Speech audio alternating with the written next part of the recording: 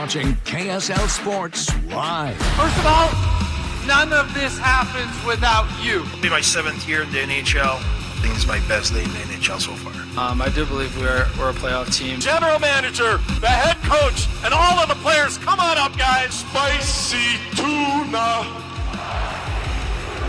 Spicy tuna. Woo! And I cannot wait to get this place buzzing. Let's go!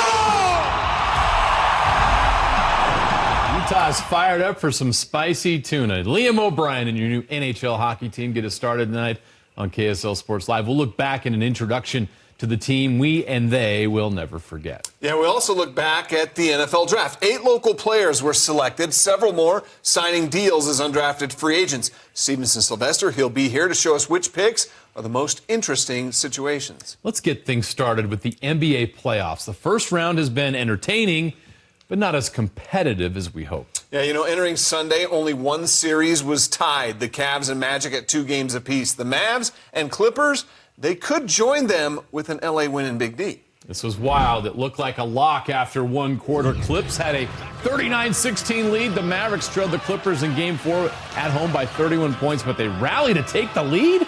Led by Kyrie Irving, one tough shot after another, 38.6 threes.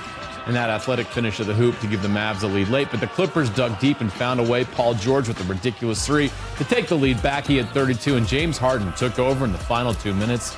He had 33 points. He continues to turn back the clock, and we have a series tied up at 2, headed back to L.A. for Game 5. The stats from the Stars in this game were insane. Look at those numbers. The Clippers shot 62% from 3 on the road.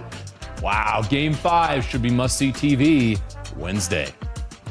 Timberwolves going for the first-round sweep of the Suns tonight in Phoenix. Fourth quarter, Karl Anthony Towns drives for the bucket. T-Wolves take a 3-point lead, 102-99. He had 28 points in this game. Final 5 minutes of the game, though, it's Royce O'Neal hitting the big shot for Phoenix, tying the game at 107 from three-point range. Then with just over 2 to play, the Suns within 2. Anthony Edwards quickly ending any thoughts of a comeback with that massive dunk. And the T-Wolves, they do get the sweep, 122-116. Anthony Edwards poured in 40 points to lead the Wolves. He averaged 31 points per game throughout the series. Devin Booker scored 49, Kevin Durant 33 in the loss. The Wolves' first playoff series win since going to the Western Conference Finals in 2004. Can you believe that? Well, Giannis Antetokounmpo has not played a single playoff minute this season for the Bucks, missing this time with a calf strain. And to make matters worse, Damian Lillard aggravated an Achilles injury in the final seconds of Friday's Game 3. Both players out for Game 4 on Sunday. The Pacers can take advantage and take a commanding 3-1 series lead in the first quarter. Pascal Siakam drives with the tomahawk. Then, just 9 minutes into the game, the Bucks' Bobby Portis getting ejected for this scuffle. Another key player out for Milwaukee. Third quarter, Miles Turner gives Brook Lopez nightmares for the rest of his life. Throws that one down right in his face. Turner would score 11 in the fourth quarter. 3 from three-point range, 3 three-pointers, I should say, to put the game away. Turner with a game-high 29 points, 9 rebounds. Tyrese Halliburton had 24. The Pacers do take that 3-1 series lead. Game 5 heading back to Milwaukee on Tuesday. Sixers trying to even the series at home in Game 4 against the Knicks. Second quarter, and Jalen Brunson knocks down the fadeaway. Knicks trailed by 2 at the half, but in the third quarter, it was Tyrese Maxey driving on the hoop and getting the and one. He finished with 23. Under 10 seconds left in the third, Brunson drives, gets the and one floater to go. And then under a minute in the game, Brunson with another floater. Jalen Brunson, 47 points and 10 rebounds, puts the Knicks up 3-1 in the series.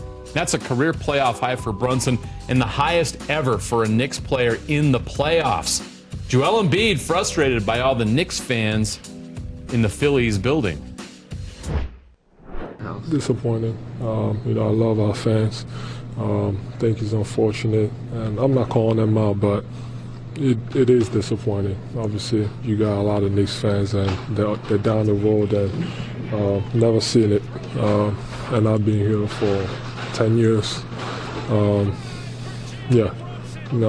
Kind of pisses me off. Another NFL draft is in the books, and we saw several local players hear their name called. Yep, and if you count the players that were drafted this weekend, Utah now has 26 active players on NFL rosters, BYU 24. The state of Utah, the 6th in the nation for states with the most high school players per capita in the NFL. That's remarkable, and our state added to that in the second round on Friday with the 44th overall pick in the draft. The Raiders took Corner Canyon star lineman Jackson Powers Johnson. Later in the round, Utah safety Cole Bishop came off the board, taken by the Bills, and BYU tackle Kingsley Suamataia was taken by the Chiefs. Then in the third round, another local taken. Utah pass rusher Jonah Ellis was picked up by the Broncos with the 76th overall pick. The fun continued on day 3. Sione Vaki heard his name called in the 4th round, number 132 overall to the Detroit Lions. A great spot to land. He's listed as both a running back and safety on the Lions roster, by the way. Satawa Laumea was selected by the Seattle Seahawks in the 6th round, number 179 overall. Former Snow Badger star receiver Tajon Palmer was selected by the Arizona Cardinals in the 6th round, picked number 191 overall. He played D1 football at UAB. And Devon Vele selected by the Denver Broncos in the 7th round, number 235 overall. Now that we know who was selected, it's time to go more in depth with Stevenson, Sylvester, and Sly. It was great to see all those guys have their dreams come true. I wanted to know your just overall thoughts on how our locals in the NFL draft went down. Well, it's great. You know, these athletes are getting more and more versatile, so it's not like one position, one team, it works. These guys can fit on a lot of different teams, but ultimately, where these guys were drafted at, the teams that they went to, I'm just like, I like that. Interesting. Yeah. And I love it, too. It's kind of like the NBA, right? The NBA, talent is spread all out. You don't know who's going to be leading the pack at the end of the day. And I think that's the same way it's going with the NFL. You're getting a lot of great players spread out amongst the league to where there's not as dominant as like the old New England Patriots or the old Steelers used to be or the old Cowboys used to be. It's like there's talent all over the place in each division. Anybody could come out on top.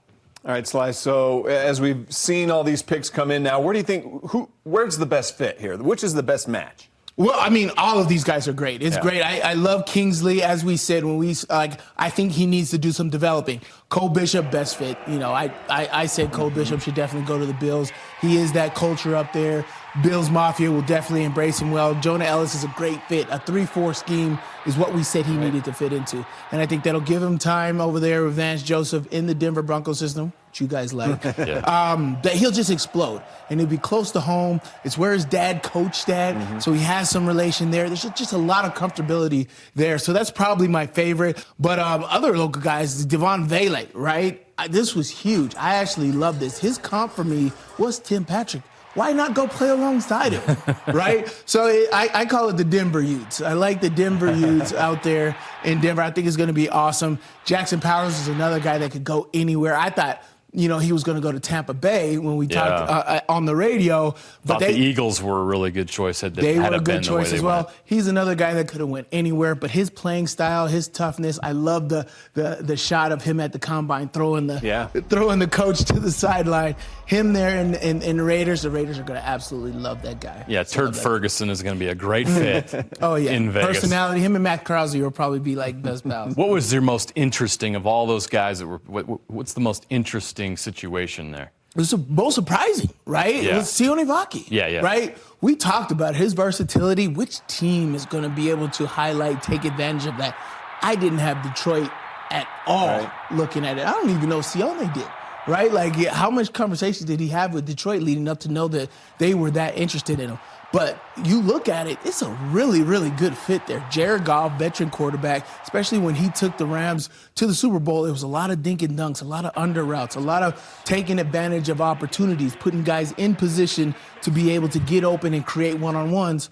That's that guy. Say they go pony formation with 2 running backs, and you got Jameson Williams on the outside. You got Amon-Ra Brown in the slot. You can go with your tight end and Jahmyr Gibbs in the backfield with him as 2 running backs. And somebody's going to be open. And Sione Vaki is going to be one of those guys. He can pass block and he can run routes. But they have him listed on the depth chart at both positions, running back and safety. Interesting. Yeah, I thought it was interesting. They announced him as a running back, and they traded up to get him, too. They traded up to get him, so they really want him. Really that's for want sure. him. Yes.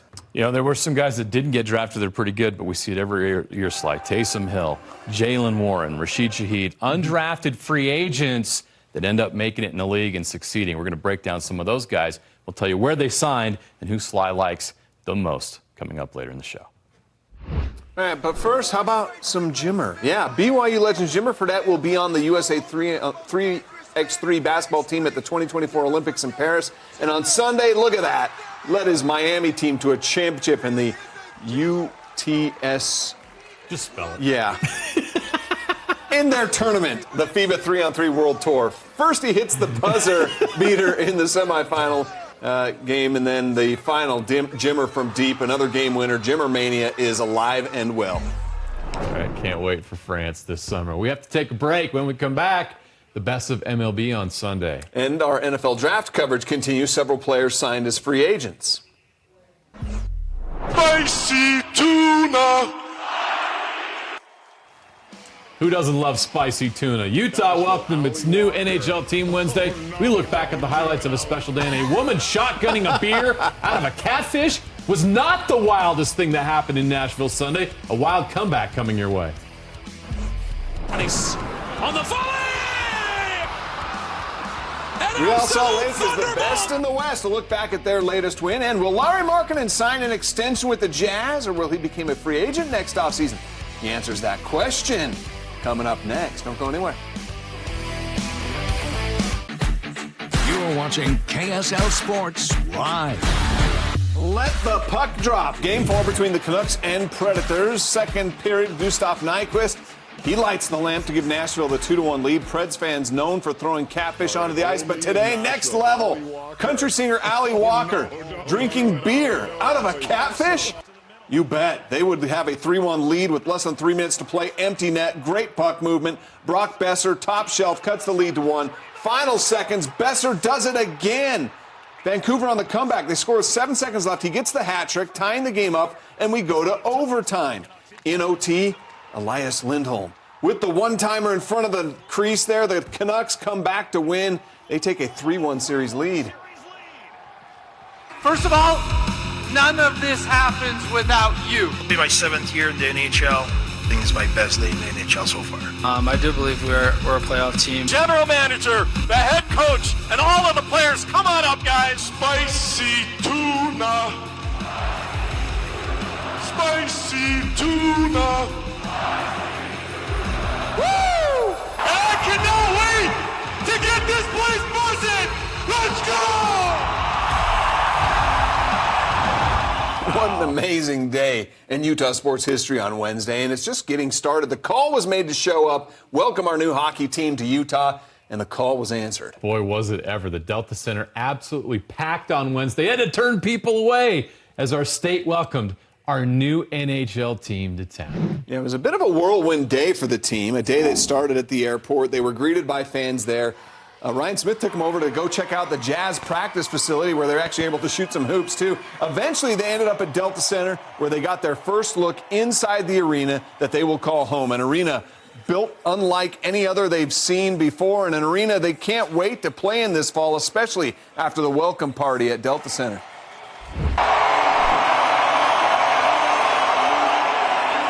Passionate the Utah fans are and the Jazz, and we want to rev it up in here. We want to become the loudest building in the NHL in here, and that building out there gives us a chance. It's kind of unique with the seats kind of being right on top of you, and everything that we've heard is the building is always super loud, and when the fans are involved and cheering at nights when things aren't going your way, and they always have your back. One by one, the players on Utah's roster, they got up, they introduced themselves to that capacity crowd during the party. This group of players is a solid young core, too. They had 6 20-goal scorers from this past season, a goalie that tied for the league lead in shutouts, and it's a group that's winning the hearts of Utah fans already. They want to give this fan base a reason to get loud every single night. How are we doing, guys? Let's go! I do believe we're a playoff team. We have, a lot of great players in all positions, and we have depth, and I think, we're a fast, skilled team, and we can play with anyone. My name's Liam O'Brien. You guys can call me Spicy Tuna.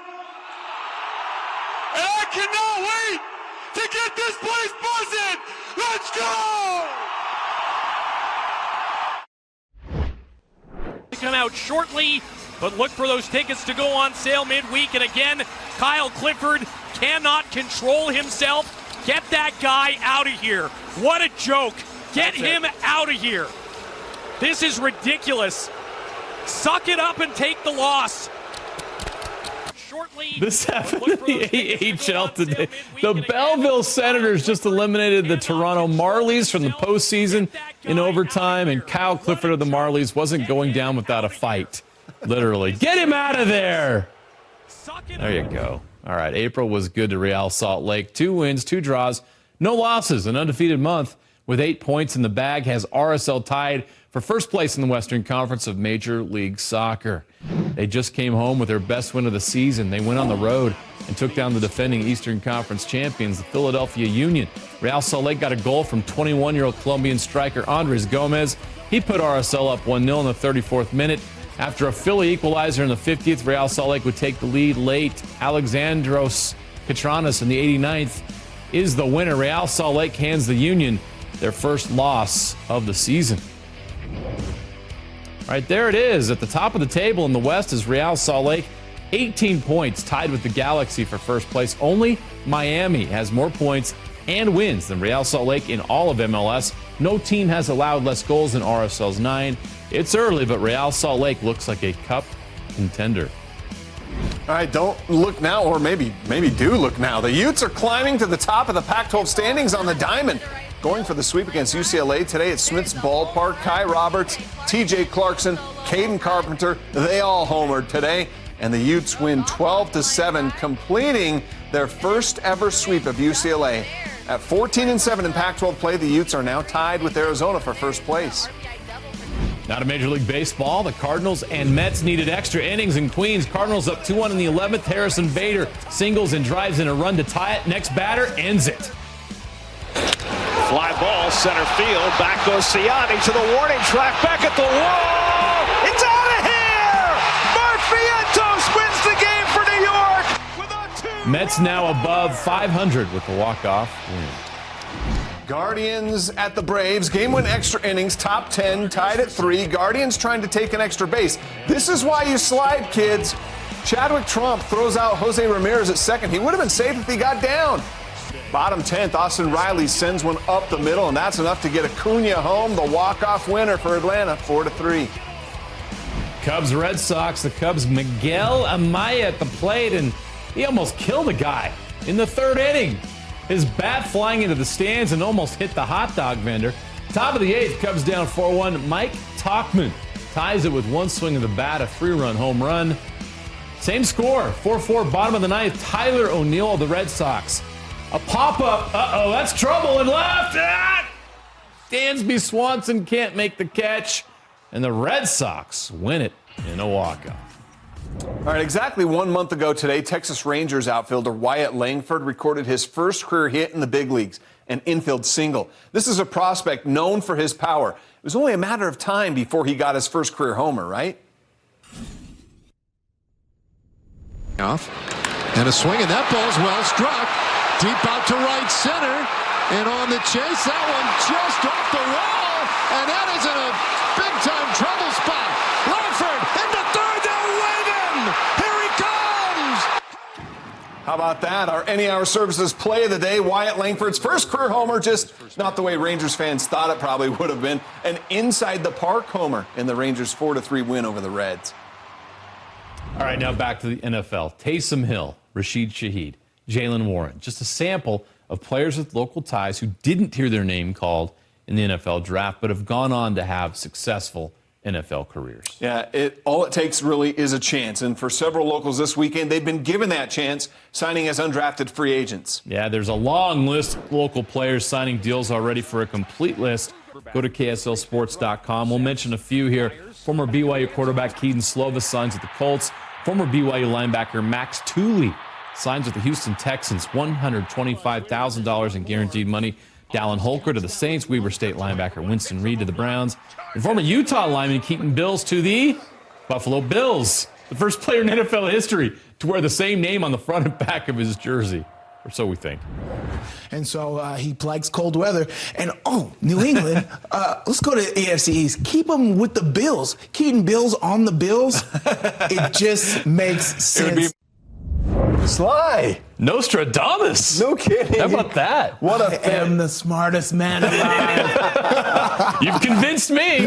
That was pretty impressive. That was yeah. That's why you watch him during draft time. It's good. Sly knows his stuff without a doubt. I'll tell you what, and we've talked about this several times in the past, but just because you don't get drafted doesn't mean you're not going to make your NFL dreams come true. And we see that time and time again, year after year. And this year, several of our locals still signed on and with those free agent contracts. Were there any of those that immediately stand out to you that you're like, brilliant, I love this? No, besides Keaton Bills.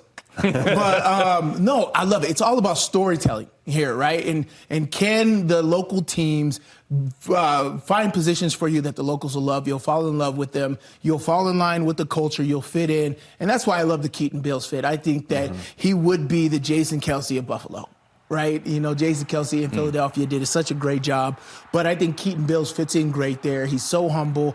He's the type of O-lineman that they want. Tough, gritty, stout, can't move him. In the passing game, he's absolutely awesome in one-on-ones like we showed.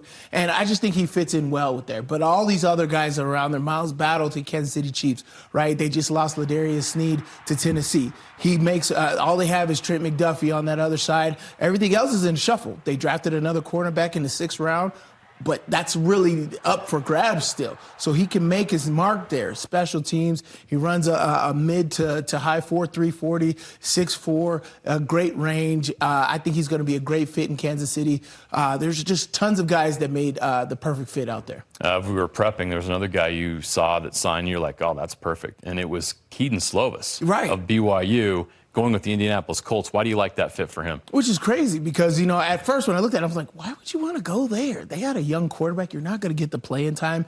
But then you look, you're like, who's backing up Anthony Richardson? Joe Flacco? Joe Flacco in an athletic system. Shane Steichen came from Philadelphia. He took the Philadelphia Eagles all the way to the Super Bowl with Jalen Hurts. Very athletic type of offense. And we saw Keaton Slovis has sneaky athletic ability, right? I didn't even realize it until he ran those numbers, and I'm like, oh, that works. And then we talked about his arm. He could make those throws. It was just the inconsistency. Shane Steichen's a quarterback guy. You get to learn from a guy. You get to develop. No pressure on you. They have a veteran guy there. But Gardner Minshew went to Vegas. That's wide open. That is great opportunity for him to get in there, learn, make his mark, and find somebody who really likes him. So I like that move for him in there. Athletic offense, allow him to settle in without any pressure. All right, well, every year at the draft, there's a lot of focus, understandably, on the BYU and Utah guys, but we still see guys from these other local schools make it. Rashid Shaheed most recently this year. Winston Reed, he didn't get drafted, but he still got signed on with the Cleveland Browns. That's the beauty about football. It's not as guaranteed as some of these other major 4 sports, right? And so you can still make your story heard. The great Ryan Clark, he was an undrafted free agent. There's tons of undrafted free agents. Jaylen Warren, as we talked about. So you can make your story. And Winston Reed is just another guy who can make his story, make his mark on a very good AFC North Cleveland Browns team. It's a good group. I can't believe I said that. I said a good Cleveland Browns team. You did it without throwing up. So we appreciate that. Clean stage here. Before this. That's a great group of free agent signings. And a couple other guys. I think Aiden Robbins has got an NFL body for the Browns. Dallin Holker, I think, is an NFL tight end. So we'll see how that all plays out. But that's a great group. Sly, awesome draft. Everything on TV, radio. You've been great. I want to do it again soon. I want to do it right now, but we got to wait another year. Hey, football's 365. We'll find some more stuff. You got that right. It's never too early to talk about the NFL draft. Well, great news for Aggie fans. 24/7 Sports reporting that running back Razul Faison has withdrawn his name from the transfer portal. He has decided to return to Logan this fall. Faison was a big part of Utah State's offense last season, rushing for 736 yards, 5 touchdowns, second only to Davon Booth. Former Utah State quarterback McKay Hillstead announced this week that he has committed and will go to BYU out of the transfer portal as a true freshman at Utah State. Last season, Hillstead played in 8 games, starting 4, which included a 399-yard game, 4 touchdowns against James Madison. Hillstead had an outstanding high school career, of course, at Skyridge, where he won state with more than 8,600 total yards and 108 total touchdowns. In the UFL this weekend, the Michigan Panthers against the Memphis Showboats. A couple of locals involved in this play. Former Utah quarterback Troy Williams' pass picked off by former BYU safety Kai Nakua. Nakua's league-leading third pick of the season, 3 straight weeks. Williams did throw 3 touchdowns in the game, but it was the Panthers getting the win 35-18. Up next, the Sunday best from Major League Baseball continues. And a pair of local golfers in the hunt at the Zurich Classic. And will Lauri Markkanen and the Jazz agree to an extension this offseason? Lauri has an answer for us coming up next. LB didn't expect this game to be a wild ride. Nationals and Marlins. Jazz Chisholm starts this game off with a grand slam in the first inning, a 6-run first for the Marlins. The Nationals dug themselves a hole, but they were able to dig out of it. They get a pair of Nick Senzel home runs. His second gives the Nationals a 2-run lead. They come back from 7-0 down to win this game 12-9. And the Marlins remind us they have the worst record in the league at 6-23. Well, the Dodgers were on the road against the Blue Jays. Little interleague action here. Second inning, Alejandro Kirk hits a solo home run to right. Makes it a 3-0 ball game. Well, let's go to the ninth. Andy Pages hits it deep. And George Springer with the diving catch. The Blue Jays hold on to get the win 3-1. Padres and Phillies. What kind of sorcery is this? Phillies pitcher Taijuan Walker with the web gem and then turns the double play. The Phillies sweep the Padres and keep pace with the Braves in the win column. All right, this was a tweet by the PGA Tour that they posted today at the final round of the Zurich Classic. Just 2 boys from Ogden, Utah. Zach Blair and Patrick Fishburne, both teammates at Fremont High and at BYU as well. They teamed up today and this weekend in contention in the final round at the Zurich Classic. It was an alternating shot format in the final round at the Classic. We catch up with them on the 7th. This is Blair's approach on the par 5, and it's a beauty. That'll set up Fishburne for the easy eagle putt. And look who's there, Taysom Hill. Right there, cheering them on as they move into sole possession of the lead at 26 under. But 2 holes later, it starts to go south just a bit. Blair looking at this putt for bogey, and he just missed it. Pushed it past the cup. Fishburne taps in for double bogey. The 2 finished tied for 3rd, though, at 23 under. A successful weekend for those guys. Very cool to see them both playing together on the PGA Tour. All right, as the Utah Jazz continue the slow, methodical, and calculated effort to rebuild the roster this offseason into a playoff contender, the franchise continues to look at Lauri Markkanen as a key piece in the championship contender they hope to build one day. Yeah, Markkanen, meanwhile, he remains patient through this process. The Jazz, they build the roster around him, or at least they're trying to do that. Yeah, Markkanen played in just 55 games this past season, averaging a team best 23.2 points and 8.2 rebounds per game. He shot 39.9% from 3, still excellent, the second best mark in his career. And he has just 1 year left on his contract. That's the story here. So, do the Jazz and Markkanen want to get a long-term extension done before the season, or risk what may come next year in free agency? We love to be here. I've said it multiple times, and my family likes to be here. And I've been emphasizing the winning part too. So we gotta sit down after the season. But yeah, obviously, I don't want to be the guy who, I've seen the NBA part of people turning down extensions and or signing them too early. Kind of see everything. So I got to sit down and think about it. Yeah, we'll pay close attention to that this offseason. Roster changes, however, are inevitable in rebuilds, and sometimes those changes come in bunches. You might think that several are on the horizon for this Jazz team. How many will there be this offseason, and how many will be further down the road even more? For Will Hardy, entering his 3rd year as the Jazz head coach, he can only control one thing, though. I just coach who's in the locker room, and so I'll go about it thinking about Lowry and Keontae and Walker and Taylor and Jordan, going about it as if those are the guys on the team, because they are. And if things change, so will I. I think if we always worry about what might happen, especially in this business, we may never do anything.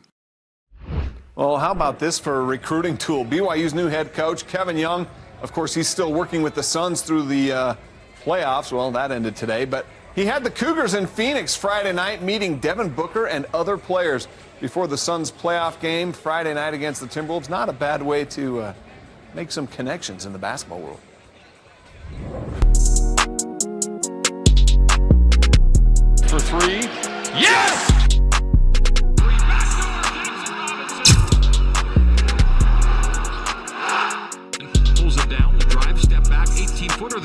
Good! Robinson runs his man into a screen set by Khalifa. Leaves Jackson open for the three. And he knocks it down. Robinson for three. Oh, for no more. The Big 12 sixth man of the year, Jackson Robinson, would be a massive keep if Kevin Young were able to convince him to stick around Provo for one more year. But Robinson has other plans this summer, or maybe he doesn't. Robinson has officially entered the transfer portal while also declaring for the NBA draft. This decision allows him to keep his options open, work out for NBA scouts, maybe go to the NBA Combine and get feedback as to if, where, and when he could be taken in June's draft, or retain his final year of eligibility and return to college hoops. Reports this past week says he would consider a return to BYU or follow Coach Pope to Kentucky, among other college options. Stay tuned. Well, BYU did get a couple of transfer portal wins this week. Richie Saunders has withdrawn from the portal, decided to return to BYU. Saunders averaged 20 minutes per game, 9.6 points and 4.1 rebounds off the bench for the Cougars this past season. And guard Dallin Hall also made that same decision to withdraw from the portal and return to BYU to play for Kevin Young. Hall received interest from Utah, Duke, Creighton, Oklahoma, and Clemson, among others, and you can understand why. He was an honorable mention All Big 12 last season, starting in 30 games for the Cougars, averaging 9 points and 5.1 assists per game. Utah Utes forward Ben Carlson has elected to not return to the U for his additional year of eligibility. John Rothstein of CBS Sports first reported that Carlson will pursue a professional career instead. He averaged 5.1 points and 4.1 rebounds with the Utes last year. Utah State men's basketball received some great news on Monday. Senior wing Ian Martinez, a key member of the Aggies Mountain West Championship team, announced he is staying in Logan. He put his name in the portal after the departure of head coach Danny Sprinkle, and now by some miracle, hopefully they can keep Greg Osobor as well. All right, this is hockey country now, and on Wednesday, when Utah's new NHL head coach Andre Tourigny arrived in Utah and saw the welcome that this team received, he said that this was his best day of his 7-year NHL career. Well, now it's getting even better, at least it seems so. Tourigny has been selected as the head coach of the Canadian national hockey team. He'll be leading the team at this year's World Championships in Prague, the Czech Republic. That tournament begins May 10th, runs through the 26th. Canada, the defending champions, they've won 2 of the last 3 world titles. You know, there's a lot of good player in every country, but we'll talk for Canada. There's a lot of good player, and at some point, there will be a really, really tough decision to make for the Four Nations and for the Olympics. So when you have familiarity with player as a program, and they know what to expect, they know how the player, the family are treated, and how's everything's it's done with Hockey Canada. I think that create a familiarity, and yeah, that can be an advantage. Having that said, you need the best player to win. A crowd like this in Denver, imagine it next year here in Utah. Avalanche and Jets game 4, second period, Mason Appleton and Nate Schmidt, top shelf. Jets tie the game at 1. It was all Avalanche after that. Cale Maker steals the puck coast to coast, skates past all the defenders for the sweet score. Valeri Nichushkin scores with a few seconds left to get a hat trick. Hope they didn't spend too much on the hats. Avs take a 3-1 series lead. More hockey after this. The New York Rangers looking to complete the sweep against the Capitals. First period, Caps down 1-0. Martin Fehervary finds the goal to tie the game up. But New York would end up getting the win and the sweep, and they're moving on to the next round. We'll see you guys.